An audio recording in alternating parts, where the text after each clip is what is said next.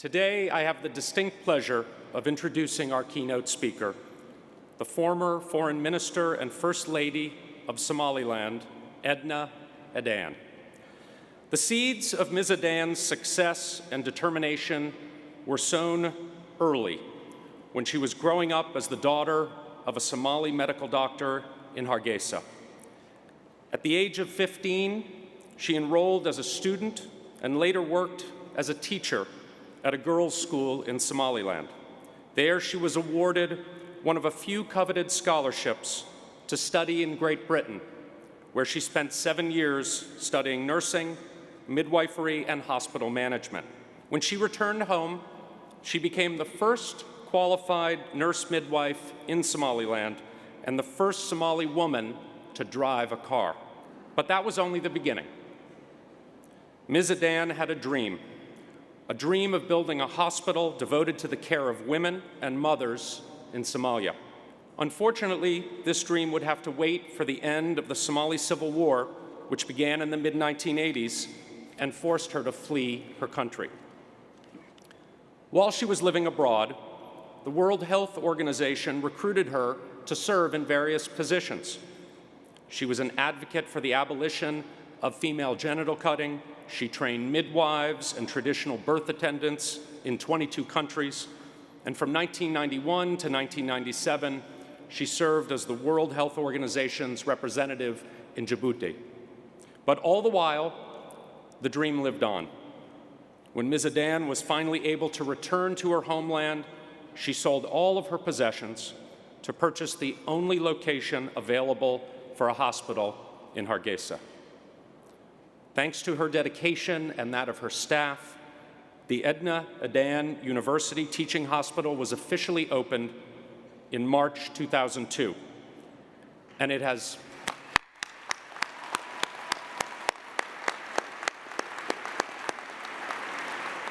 cut the maternal mortality rate of its patients to 1/4 of the national average.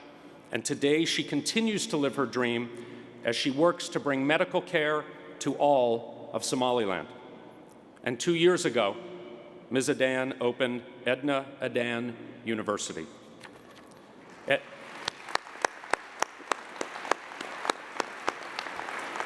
Edna Adan's achievements are a testament to what courage, determination, hard work, and a deep and abiding belief in social change can truly accomplish. Please join me in welcoming Ms. Edna Adan.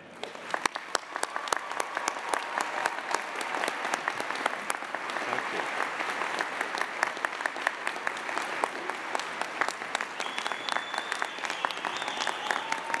Good morning.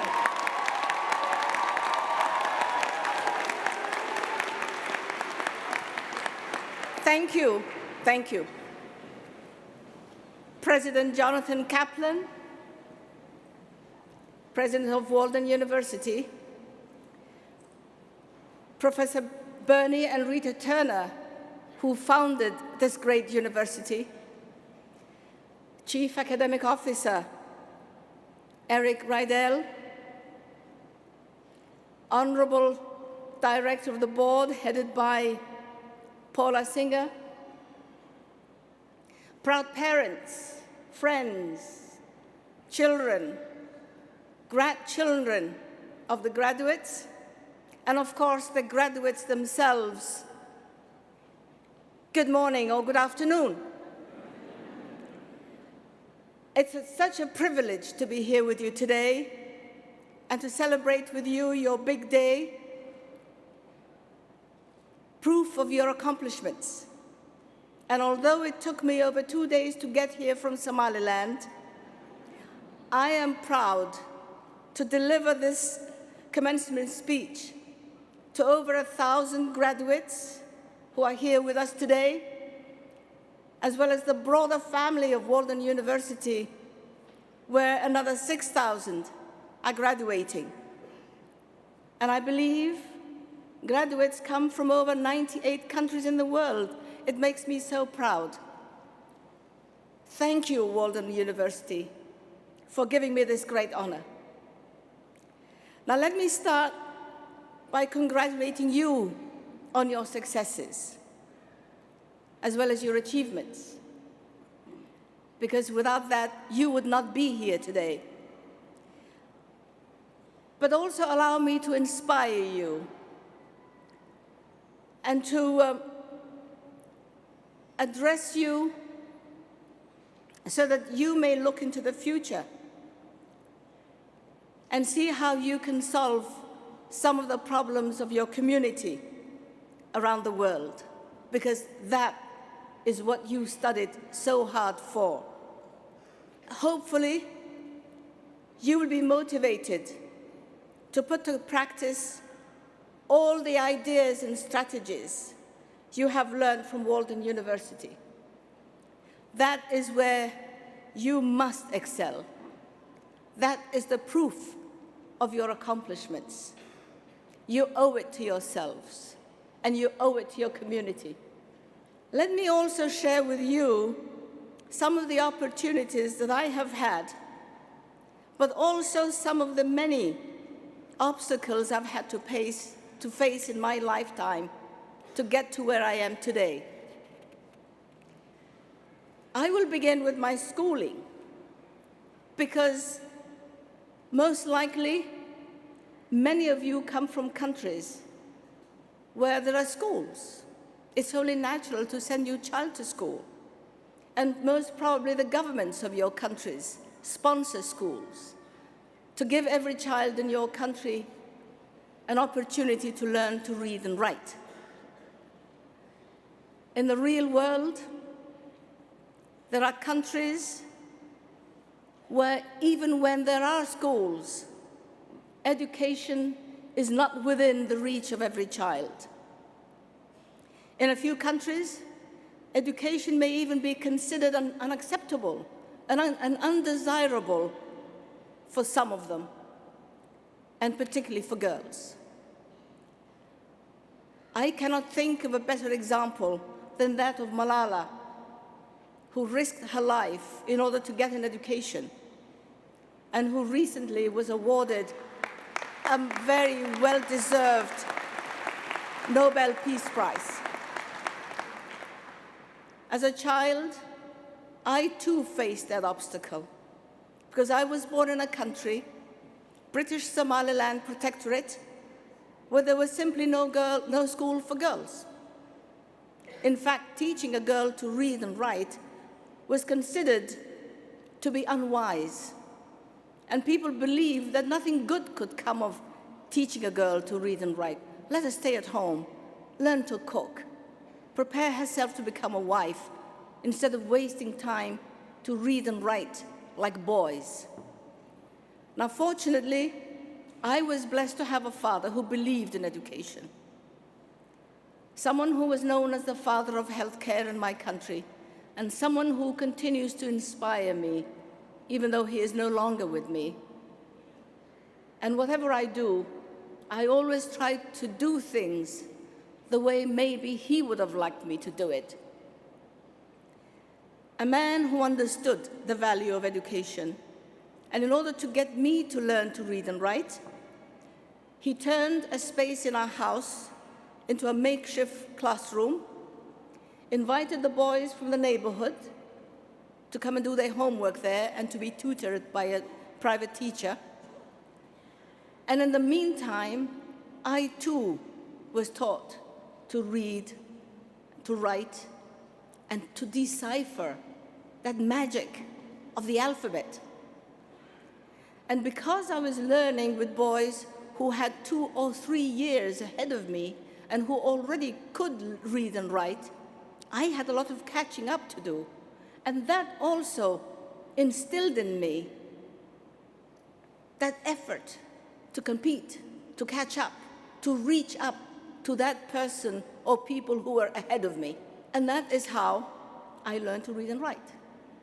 But then there are times when you think you cannot continue to teach a child in your little makeshift school. So eventually, I was sent to neighboring Djibouti to go to school, where French became my first foreign language. Est-ce qu'il y a des Français ici aujourd'hui? Félicitations, félicitations, ça me rend vraiment plaisir de vous voir. That sense of competition, learning with boys, and learning going to school in a foreign country honed in me, inspired me, encouraged me to develop a great passion for learning. Also allowed me to see and watch how my father would deal with patients, the love and the dedication and the passion with which he served his people and served the sick.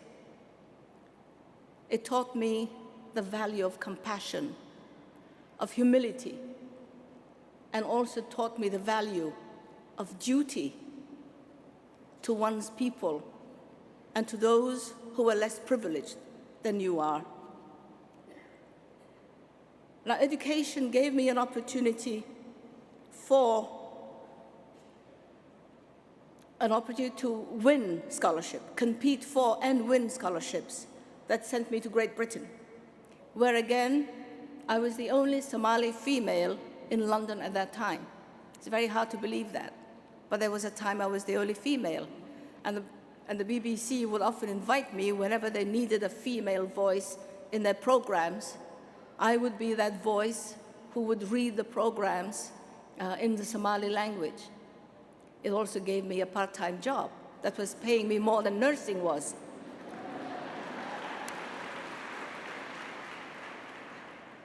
And it was that education that gave me the opportunity to travel, to see the world, to find jobs that were so rare to come to an African girl at that time, and to become the first Somali man or woman to win a position with the World Health Organization as an international civil servant.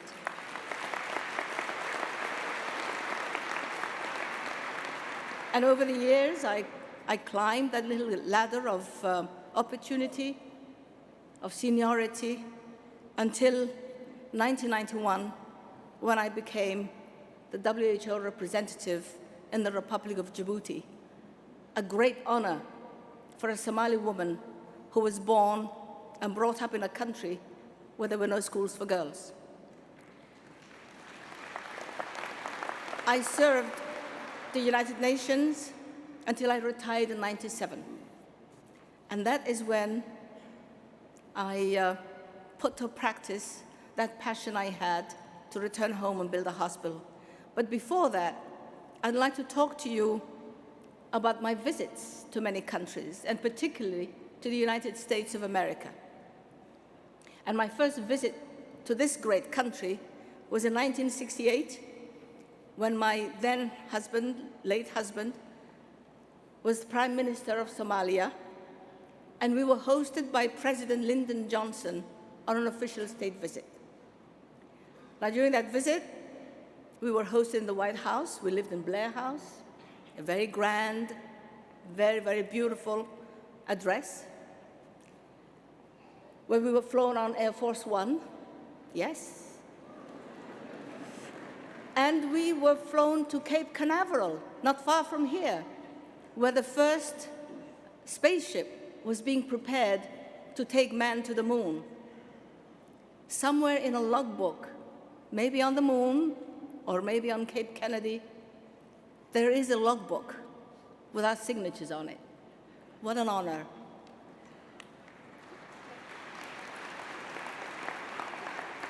And those were grand days, the days when we would travel to countries and where my husband and his delegation would be met by heads of states. We would be met with 21-gun salutes and red carpets, great days that were so grand, and indeed moments that made us so proud to be representing the Somali people. But then little did I know then that the following year there would be a communist military coup that would kill the president, put my husband and his government in jail, put me under house arrest, take everything we had, and absolutely turn the country around to from being a democratic country to becoming a communist dictatorship. I survived that revolution with $83 to my name. But when released, after 6 months of house arrest, I had two choices. I could just spend the rest of my life moaning and groaning about what I had lost and what I had, or picking myself up and doing what I enjoy doing most, nursing and midwifery.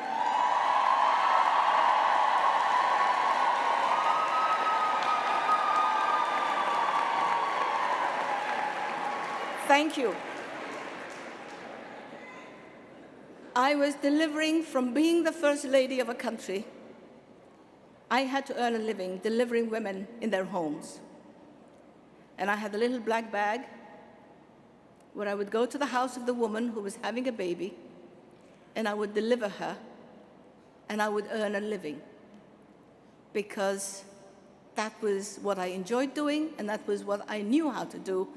And by the way, ladies and gentlemen, there is somebody in the audience today, a member of my family, my nephew, who I delivered on Christmas Day some 30, 40 years ago as a small premature baby,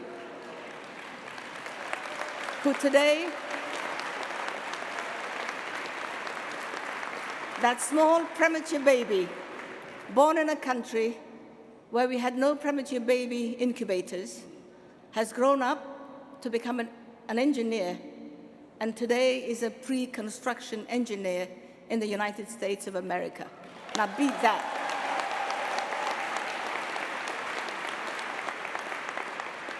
Now, during those difficult years when the communists also labeled me an anti-revolutionary, they would spend their time breaking into our house to search at odd hours of the night or day, looking for incriminating documents to prove that I was writing anti-revolutionary propaganda. They would take items from my house. I would be stopped in the streets. They would look at my delivery kit, which I had so meticulously sterilized, but who they would want to search. And I lived through that time with my head up, because I was not going to give them the satisfaction to know that they had hurt me or they had humiliated me.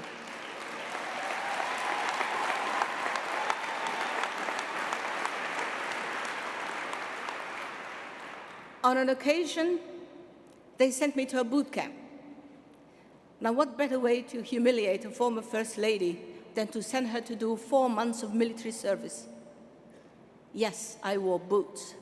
Yes, I wore fatigues. Yes, I climbed dunes with packs on my back.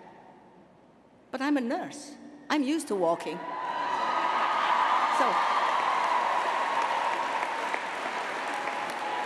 And they could not understand. They could not understand why I was not begging for mercy, because for me, it was a new challenge. And 4 months of military service was really the best physical training I ever had.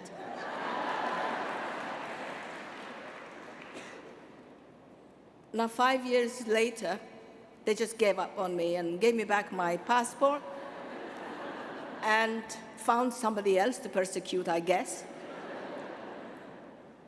And with my passport in hand, I traveled. I have been to every continent of this world. I have probably been to most countries that you represent here today. I love the world. We live in a beautiful world. In such difficult circumstances, every country has something to offer, has something to give to others. And I've had the honor and the privilege to have visited many of your countries. I could have settled anywhere. The world was my oyster. But I refused to defect. And each time I would return home and hopefully become that small fish that would attract bigger fish back to the country again. I still visit your countries, but my home is my home. is my country. I come here often. I come to the United States, student. In fact, in the audience, there would be Emma Fakir, a fellow student I shared accommodation with at Boston University. I see your hand waving. Hello, Emma, who's today graduating with you. She was my roommate at Boston University. And then, of course, I travel to teach, I travel to learn, I travel to motivate people like you. And I also travel on behalf of my country and on behalf of my people, either as a foreign minister or as an individual to defend certain causes that are very valuable to me, like fighting female genital mutilation, female genital cutting. And hopefully,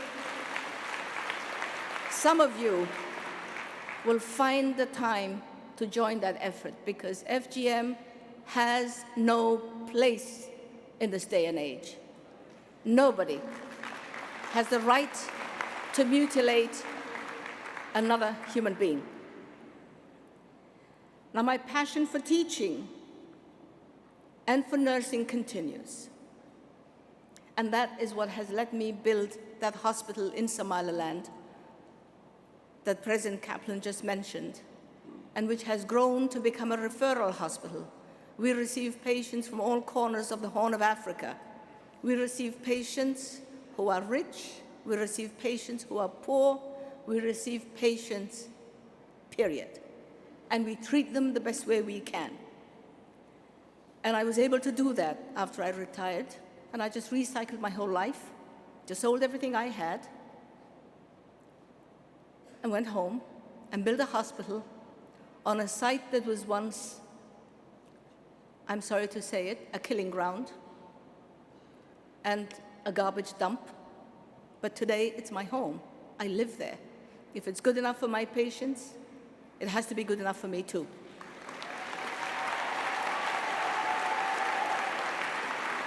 I travel to defend human rights.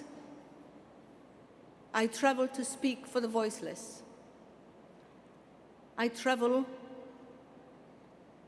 to try and share my life's experience to inspire people like you. Because fighting for what you believe in is what we're here for.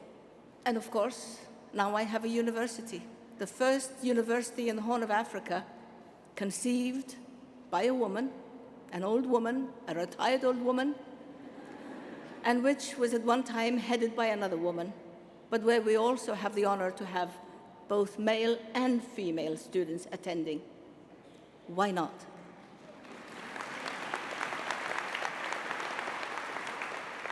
And you may want to know that in the middle of building the hospital, I ran out of funds. And there were a few items of jewelry I had put aside for a rainy day, and I sold them. And I used that money to buy the pipes, the wash basins, and the toilets for the hospital. So I use my jewelry several times a day now. Why not?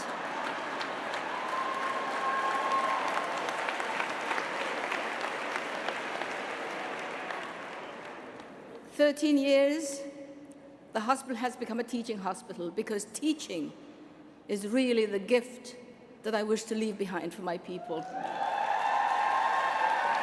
We train nurses, we train midwives, we train pharmacists, we train lab technicians, we train public health officers, we train dental technicians, and we also have started to train anesthesia, nurse anesthetists on that site that was once a killing ground where I live. And only last week, we had 19 women who were flown in from neighboring Somalia, from Mogadishu, who were suffering from obstetrical fistula, who we repaired surgically, and who we sent home, and who we treated free of charge. What an honor. Since we opened the hospital, we've delivered over 16,000 babies. We've lost 53 women.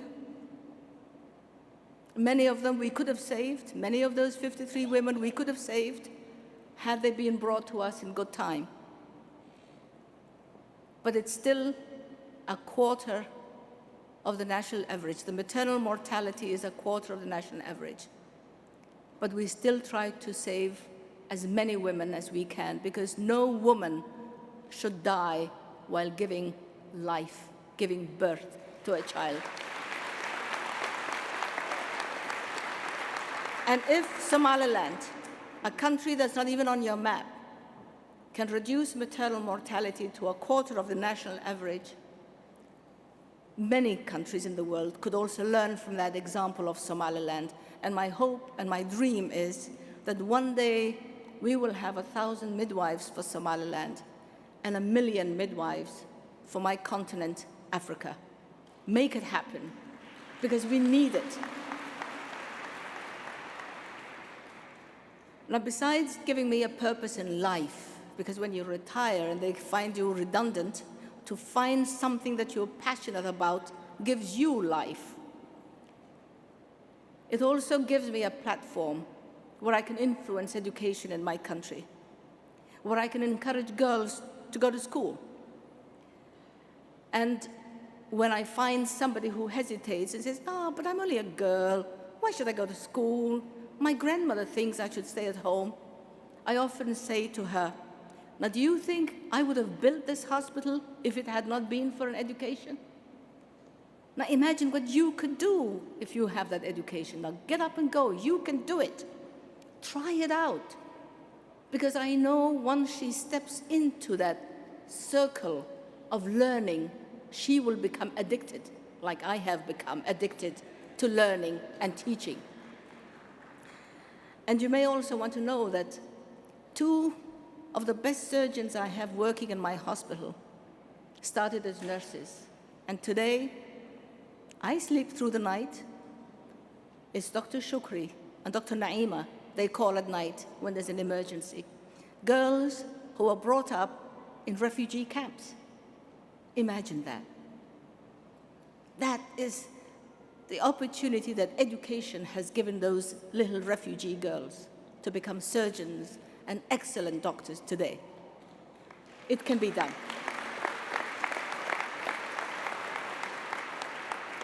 And of course, today, my ambition is to allow my university to grow and hopefully partner with other great universities like Walden University that has so much to teach the world and from which we can learn so much back home in Somaliland. And if you think it's crazy for a woman to build a hospital and a university after retirement, boy, oh boy, do you know how many other ideas that are still kicking around in my head? One of them is to start a teacher training program. Why not?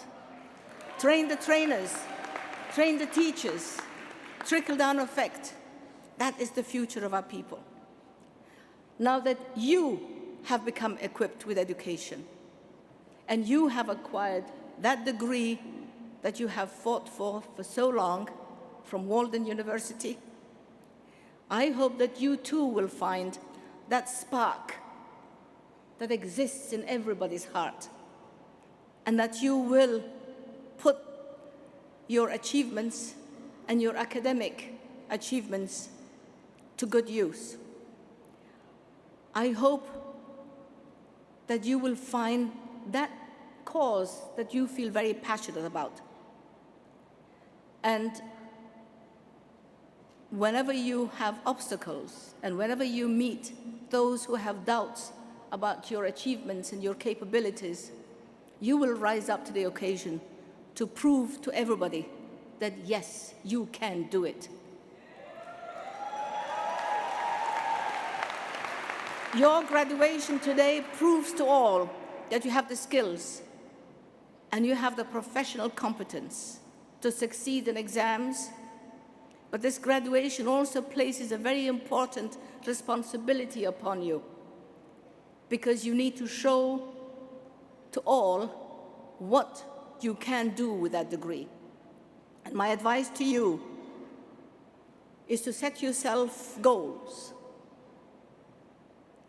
Never depend on others to keep climbing that ladder. Climb it with your own efforts. Go towards what you are aiming for with your own energy and your own efforts. Never fear failure, because you will learn from it and you will become that much stronger from that experience. And of course, never, ever give up. Today, you have satisfied your teachers. Today, you have graduated from your respective courses. You have made your parents, your partners, your children, your grandchildren, and of course, Walden University proud. But your graduation is just the beginning, because in you, I see more than a graduation. I see ambition. I see determination. I see hope. I see success. I see the future. So find your dream. Set yourself goals. And ladies and gentlemen, go for it. Congratulations. Thank you. Thank you.